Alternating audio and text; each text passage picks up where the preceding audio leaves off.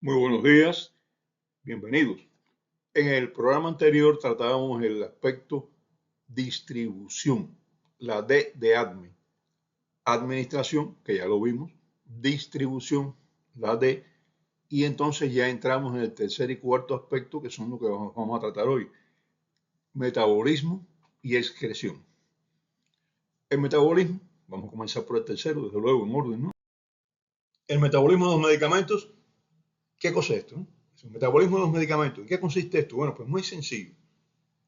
Consiste en la modificación de la estructura del medicamento realizada por reacciones químicas, enzimas, y que por lo general ocurre en el hígado. No en el hígado solamente, puede ser metabolizado un medicamento en algunos otros lugares, pero en el hígado es muy importante porque es la gran fábrica y la gran modificadora de medicamentos que tiene el cuerpo, medicamentos de todo, la gran fábrica de cualquier cosa y es el modificador de todo lo demás. Los medicamentos absorbidos por vía digestiva pasan todos por el hígado, ya lo había mencionado, antes de su distribución por los tejidos. Es el llamado efecto de primer paso. Pero todos los medicamentos en algún momento de su circulación van a pasar por el hígado, porque el hígado recibe una buena cantidad de sangre y actúa sobre ella.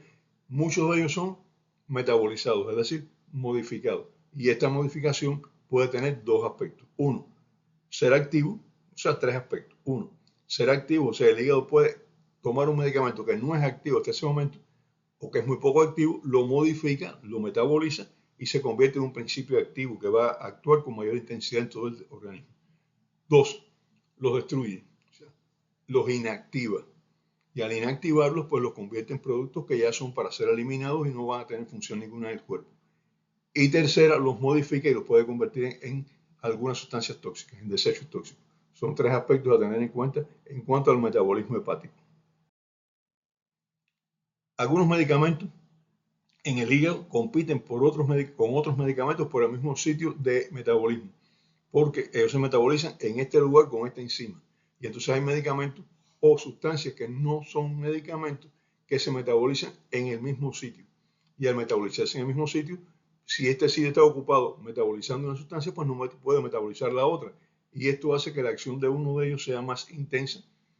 Esto hay que tenerlo en cuenta en cuanto a algunos medicamentos que no se deben asociar al mismo tiempo, porque el metabolismo de uno de ellos interfiere con el metabolismo del otro y hace que el otro pues se mantenga más tiempo circulando y con mayor actividad. Ya lo veremos en diferentes fármacos.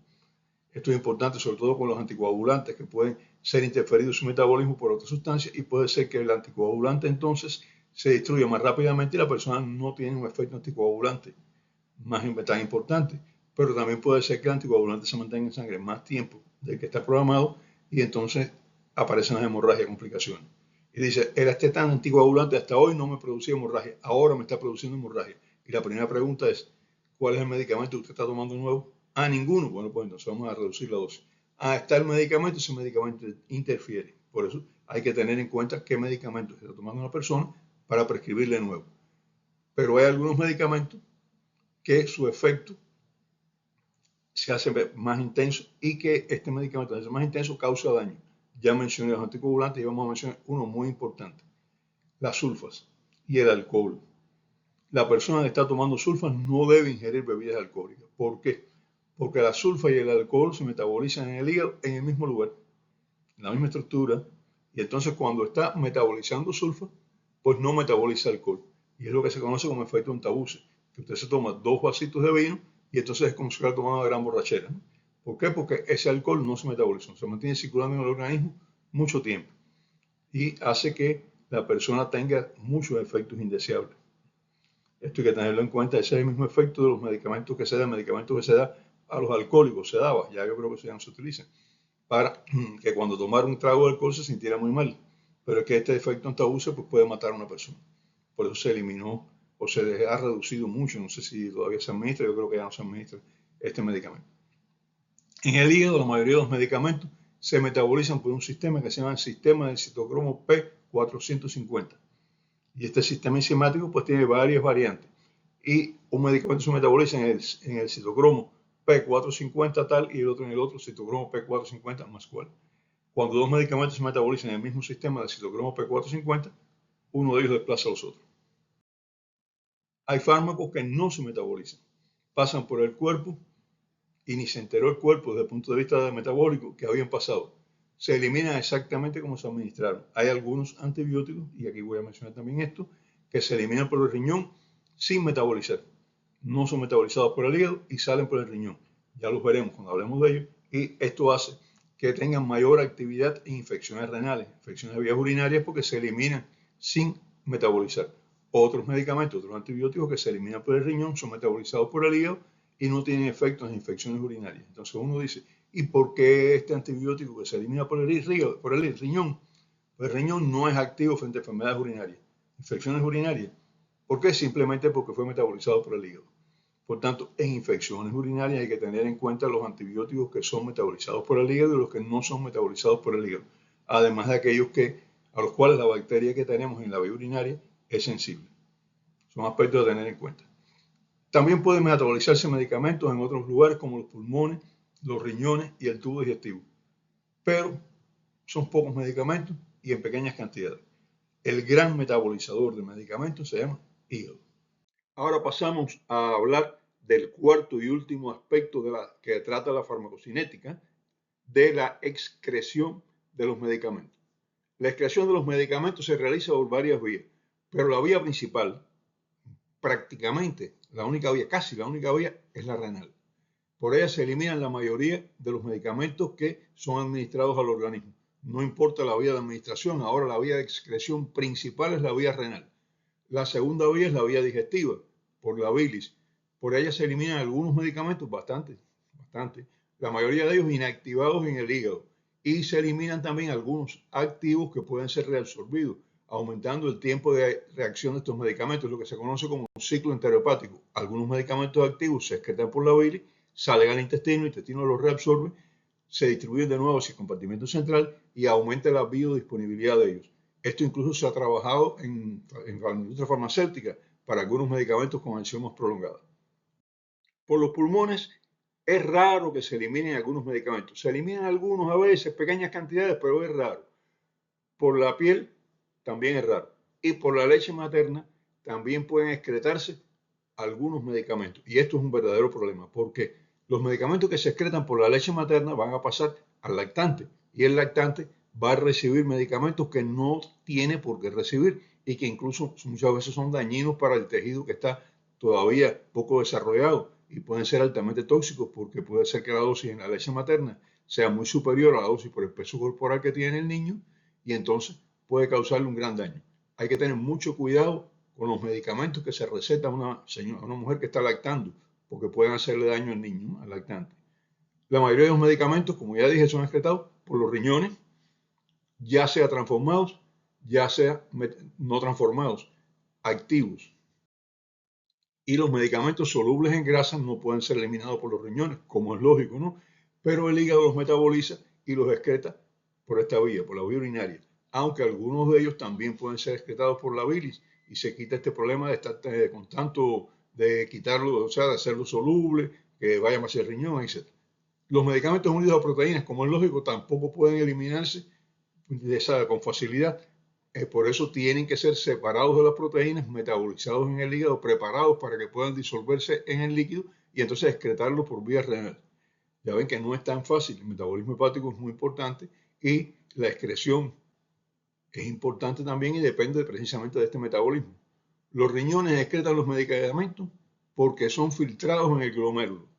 Los que tienen algún conocimiento de esto saben, bueno, el glomérulo es la parte superior de la nefrona, que es la unidad funcional del riñón, tiene una cápsula, por aquí viene la sangre entra, va a llegar ahí, se va a filtrar el líquido de la sangre, el suero, no se filtra proteína, no se filtran elementos formas, es decir, células de la sangre, solo el suero y lo que esté disuelto en ese suero. Ahí sale el medicamento, pero esta sería una eliminación un poco lenta también, y entonces algunos medicamentos, además de ser eliminados por el glomérulo, el que pasa, la fracción que pasa filtrada por ahí, pues también son excretados en el tubo, los tubos renales. Bueno, pues se excreta más medicamentos y se elimina mayor cantidad de medicamentos. Raras veces algunos medicamentos se reabsorben en los túbulos renales y entonces regresan a la circulación y aumentan la disponibilidad de estos medicamentos. Son poco frecuentes, pero hay algunos. Muy importante, pacientes con enfermedades hepáticas crónicas, sobre todo de causa de insuficiencia hepática, el metabolismo de los medicamentos está disminuido. como es lógico, y la excreción por la bilis también está disminuida. Esto hace que si el medicamento se va a excretar por vía biliar, pues entonces un paciente con una enfermedad hepática no va a poderlo excretar, por lo menos no en la cantidad suficiente. Y si el medicamento necesita metabolización hepática para activarse o para eliminar algunos excesos tóxicos, productos tóxicos, pues tampoco va a recibir la atención que requiere por parte del hígado, porque el hígado tiene insuficiencia, no es suficiente para metabolizar estos medicamentos. También medicamentos que son liposolubles necesitan ser metabolizados para convertirse en hidrosolubles y excretarse por los riñones, o medicamentos que están unidos a proteínas plasmáticas y necesitan separarse y cambiar su forma para poder ser excretados por los riñones, van a tener dificultades en las enfermedades hepáticas crónicas. Por otro lado, la insuficiencia renal limita también la excreción de fármacos por los riñones de los que tienen excreción renal sobre todo. Por esto es muy importante en pacientes con enfermedades renales crónicas o hepáticas crónicas conocer los medicamentos que se le puede administrar a cada uno de ellos. Y en el caso de los nefrópatas también existen tablas de dosis para medicamentos, sobre todo antibióticos, cuál se le puede administrar y en qué cantidad. Porque siempre hay una tasa de excreción, o sea, hay una tasa de eliminación del medicamento, pero esa tasa de excreción no puede ser superada por la dosis que le damos al paciente. De lo contrario, se acumulan grandes cantidades de medicamentos en sangre y pueden ser muy tóxicos. Hay que tener mucho cuidado con pacientes con insuficiencia hepática o insuficiencia renal, qué medicamento se le administra y a qué dosis, para que no se acumulen. Hay medicamentos que tienen doble excreción, que se excreta una parte por vía urinaria y una parte por el hígado, por vías biliares. El clásico de esto, las penicilinas. Las penicilinas, el 40% es excreción biliar y el 60% es excreción renal. Es decir, de cualquier penicilina que nosotros le administremos a una persona, el 60% de ella se excreta por los riñones y el 40% por vía biliar. ¿Qué ocurre? El paciente tiene una insuficiencia renal, bueno, pues no hay problema. Aumenta la excreción biliar y es muy difícil, no hay que reducir la dosis considerablemente. El paciente tiene insuficiencia hepática, no hay problema. Se aumenta la excreción renal. Así que en pacientes con insuficiencia hepática o renal se le puede administrar penicilina siempre con alguna precaución, pero no es la precaución de otros medicamentos. Y también hay una serie de situaciones cuando hay un paciente que tiene una lesión hepatorrenal, o sea, una lesión hepática y renal, bueno, pues entonces sí es necesario reducir la dosis considerablemente y tener en cuenta estos factores porque la excreción, tanto la hepática como la renal, van a estar muy disminuidas. Para tratar infecciones de las vías urinarias es imprescindible administrar antibióticos que se eliminen por la vía renal activos, porque si el antibiótico es metabolizado por el hígado y transformado a formas no activas, pues no va a ser efectivo en las vías renales. Eso pasa con muchos antibióticos que dicen, porque este antibiótico es bueno para infección en otra parte, pero cuando dicen una infección urinaria, no, esos antibióticos no son para infecciones urinarias. ¿Por qué? Porque la eliminación renal de ellos es en formas inactivas. Eso hay que tenerlo en cuenta. Tiene que administrarse para un paciente con una infección de vía urinaria un antibiótico que tenga forma activa al ser eliminado. También hay que tener en cuenta algunas otras situaciones. Para las situaciones de enfermedades digestivas, enfermedades que sean intestino, se debe administrar antibióticos vía oral o antibióticos con eliminación biliar. Yo no hago nada administrando un antibiótico por vía endovenosa que no se elimine por vía biliar, porque no va a salir al intestino. Un ejemplo clásico que no me canso nunca de decir, como he hablado de otros ejemplos, de otros medicamentos, pero en este caso hemos discutido a veces con los médicos, ¿por qué tú haces esto? Es la administración de metronidazol en vena para pacientes con diarrea. Un paciente con una gastroenteritis infecciosa, con diarrea, si se le administra metronidazol por la boca, correcto, está bien indicado. Si se le administra metronidazol en vena, no está haciendo nada. ¿Por qué? Porque el metronidazol no se metaboliza en el hígado, se excreta de forma activa, 100% de la disponibilidad del que existe en sangre, se excreta de forma activa por los riñones y no sale nada para la bilis. Si se la administra por vía endovenosa, todo el que se administra por vía endovenosa circula por el cuerpo, se distribuye, como ya hablamos en distribución, no se metaboliza y entonces vía renal para la excreción. Y el intestino, bien señores, y gracias, y los microbios muy agradecidos de que hayan dado un antibiótico que no los va a matar. Entonces los médicos a veces me dicen, no, es que es más rápido. Sí, más rápido para cualquier otra cosa, pero no es más rápido para vía intestinal, porque no se excreta. Y entonces me dicen, no, pero es que el paciente tenía vómito. Tenía vómito, sí. Entonces hay otro antibiótico endovenoso que se excrete por vías biliares, que los hay. Por ejemplo, las quinolonas se eliminan por vía renal y también tienen eliminación hepática. Administre una penicilina, una de las penicilinas que tiene efecto sobre gran negativo. Puede administrarlo, tiene eliminación hepática, pero el metronidazol no tiene eliminación biliar, hepatobiliar. Por tanto, es un error administrar metronidazol intravenoso para pacientes con infecciones digestivas. Entonces el médico me saca el último argumento allá, lo sacó de abajo de la manga y me dice, no, doctor, el problema es que estamos tratando de prevenir el paso de bacterias a sangre. De acuerdo, muy de acuerdo que usted esté preveniendo el paso de bacterias a sangre, pero tiene que matar la que está en el intestino. ¿Y con qué la va a matar? No la está matando. Esto es una pelea mía de años, no es una pelea de hoy ni de ayer. Tuve la suerte, vamos a decir así, de que estando en segundo año de especialidad, a finales de primer año de especialidad, me plantearon que se necesitaba un profesor de farmacología y nadie quería hacerlo. Entonces yo me gustaba la farmacología, tuve la suerte de haber tenido buenos profesores y dije, bueno, pues yo estoy dispuesto a asumirlo. Asumí y fue la primera asignatura que impartí oficialmente y la primera asignatura por la que recibí una categoría docente, farmacología. Estoy hablando de septiembre de 1976 cuando recibí la categoría docente. Ya llevaba casi un año dando clase. Bueno, administrada en vena, metronidazol, no hace nada.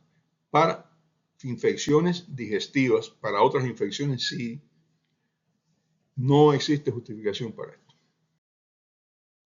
Es muy importante conocer el ADME de todos los medicamentos que estamos utilizando y las interacciones entre medicamentos. ¿Para qué? Para evitar que una interacción aumente o reduzca la actividad de otro medicamento o que aumente los efectos colaterales de un medicamento. La asociación de medicamentos, y nosotros podemos verlo más adelante, podríamos hacer más, ahora no, un programa más adelante de asociación de medicamentos para que vean cómo pueden ser muy tóxicas algunas asociaciones de medicamentos, pueden crear problemas muy serios. Por tanto, es importante conocer el ADME, administración, distribución, metabolismo y excreción de los medicamentos que el médico prescribe o que el paciente recibe. Muy importante. El médico debe conocer todo acerca de los medicamentos que prescribe, no debe indicarlo sin saber lo que está haciendo, ¿no? Debe conocer bien los medicamentos que prescribe, porque eso garantiza el máximo beneficio con el mínimo de daño para los pacientes. Siempre hay algún daño, todo medicamento tiene efectos colaterales, hemos hablado de eso también, y los pacientes deben conocer el beneficio, estoy de acuerdo, pero sobre todo deben conocer las manifestaciones de las afectaciones que puede producir un medicamento. ¿Por qué? Porque el que se siente las cosas no es el médico, y si el paciente no se lo cuenta, pues el médico no se entera. Ahora usted comienza a tomar un medicamento, aparece algo que usted no tenía, usted tiene dos caminos: hablar con el médico, rápidamente decirle, doctor, me está pasando esto, o simplemente suspender el medicamento y después hablar con el doctor porque usted ya sabe que ese medicamento puede producir ese efecto colateral. Pero nunca suspenda, si es posible, no suspenda un medicamento sin hablar con el médico, ¿eh? Pero si usted no sabe que ese medicamento produce ese efecto colateral, ese efecto que usted no quiere que aparezca, pero que aparece con algunos medicamentos, ¿cómo usted llama al médico para decirle que le está pasando algo? ¿No? A veces dice, no, esto es otra cosa, no tiene nada que ver con el medicamento. Entonces no llama al médico y sigue haciéndose daño con el medicamento que está provocando este síntoma. Debe conocerse muy bien, deben conocerse todas las manifestaciones no deseadas de los medicamentos que se toman para poderse comunicar al médico apenas aparezca, si aparece alguna. Así, conocer todo posible acerca de los medicamentos que consume. Y recuerde, puede solicitar información acerca de cualquier medicamento que usted quiera que se hable de él, dejándolo en los comentarios, y entonces prepararé un programa para informarle. Aviso, me solicitaron, ya tengo algunas solicitudes, ¿no? Pero me solicitaron un programa sobre glucocorticoides y ya lo tengo preparado. Así que apenas termine estos programas generales, vamos a hablar de glucocorticoides, todo lo que usted necesita saber acerca de los glucocorticoides. Y hemos llegado al final. Hasta el próximo programa. Los espero, ¿eh?